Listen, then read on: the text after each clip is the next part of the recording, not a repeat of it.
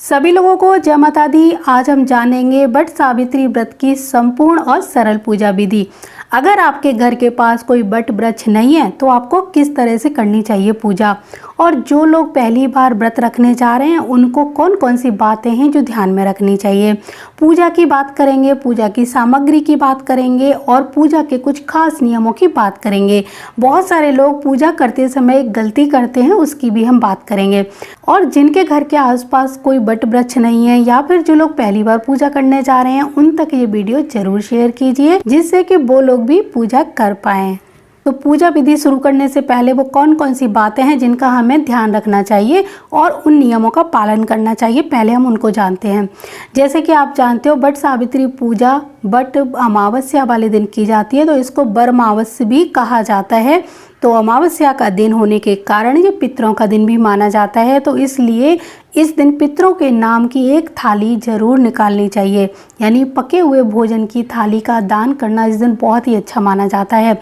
अगर किसी कारण से आप पका हुआ भोजन दान नहीं कर पा रहे, तब आप पक्षियों या फिर जीव जंतुओं के लिए कुछ खाने की सामग्री जैसे कुछ मेवा है, कुछ अनाज है, इस तरह का निकाल कर उनको खिला सकते हैं।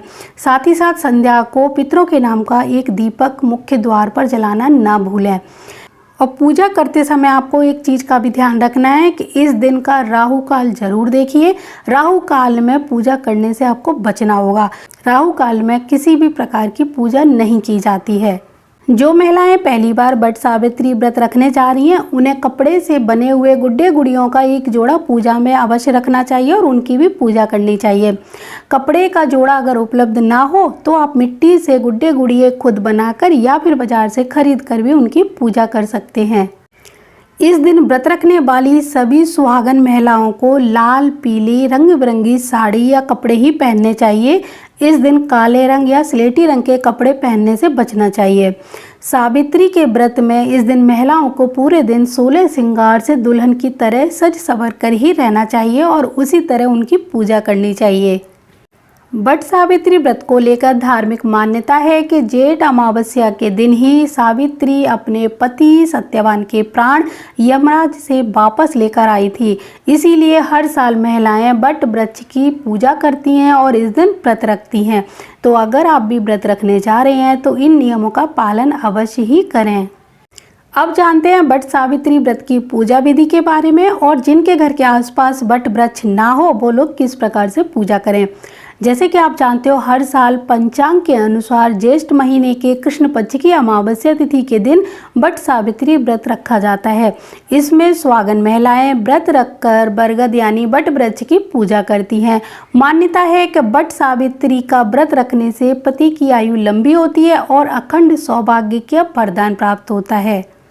वैसे तो वट सावित्री व्रत की जो पूजा है वो वट वृक्ष के नीचे बैठकर की जाती है, लेकिन आपके घर के आसपास कोई ऐसा वृक्ष नहीं है या फिर बहुत दूर वृक्ष है लेकिन वहाँ पर बैठने की व्यवस्था नहीं है, तब आप उस वट वृक्ष की एक टहनी तोड़ कर लेकर आएँ जिसमें कम से कम 5 पत्ते लगे होने चाहिए और 1-2 फल अवश्य होना चाहिए।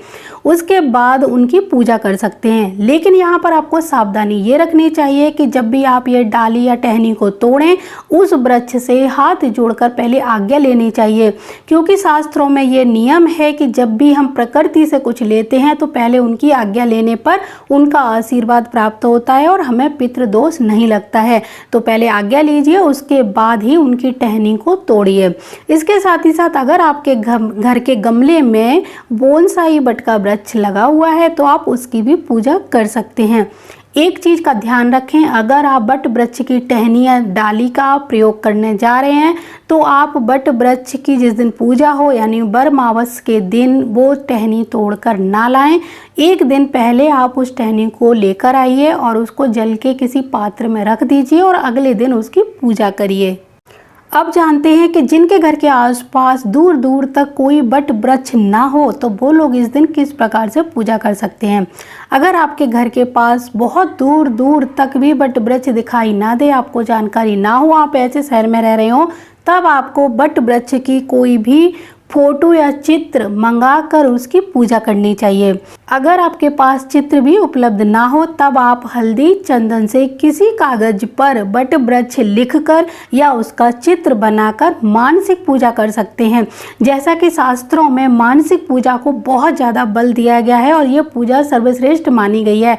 तो आप जो भी चित्र बनाएं या फिर बाजार से मंगाएं और आप उसमें अपनी भावनाओं को जोड़ दीजिए। ऐसा मानिए कि आप बट वृक्ष के पास बैठकर ये पूजा कर रही हैं, तब भी आपकी पूजा स्वीकार की जाएगी। क्योंकि मानसिक पूजा को अपने देवी पुराण से लेकर किसी भी पुराण में देख लीजिए, सबसे बड़ी पूजा बताया गया है। बट सावित्री व्रत वाले दिन बरगद के पत्तों के गहने पहनने की भी एक परंपरा होती है। तो आप इस दिन बरगद के पत्तों की माला भी पहन सकते हैं, नहीं तो उसका एक पत्ता अपने बालों में लगा सकते हैं। उसका एक पत्ता आप अपनी चूड़ियों पर भी लगा सकते हैं। आप चाहो तो आपने गले में जो भी धारण किया हुआ है उस गले के लॉकेट में भी उसका पत्ता लगा सकते हैं। आइए जानते हैं पूजा करने के बाद में व्रत का पारण किस प्रकार से आपको करना चाहिए।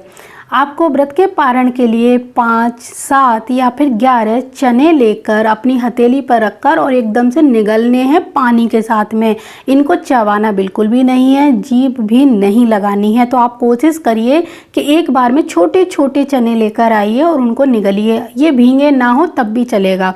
आपको सबसे छोटे छोटे चने लाकर उसको बिना दांत लगाए जल के साथ निगलना है, तब आप अपने व्रत का पारण कर सकते हैं। क्योंकि ये जो अंकुरित चने होते हैं ये हमारी वंश बेल की वृद्धि के लिए बहुत ही ज़्यादा उत्तम माने जाते हैं। खास तौर से नव वधू के लिए तो ये रामबाण उपाय की तरह काम करते हैं। अगर अंकुरित या भींगे हुए चनों को बिना दांत लगाए या चबाए आप निगलती हैं तो शीघ्र ही आपके घर में खुशखबरी आने के चांस बनते हैं।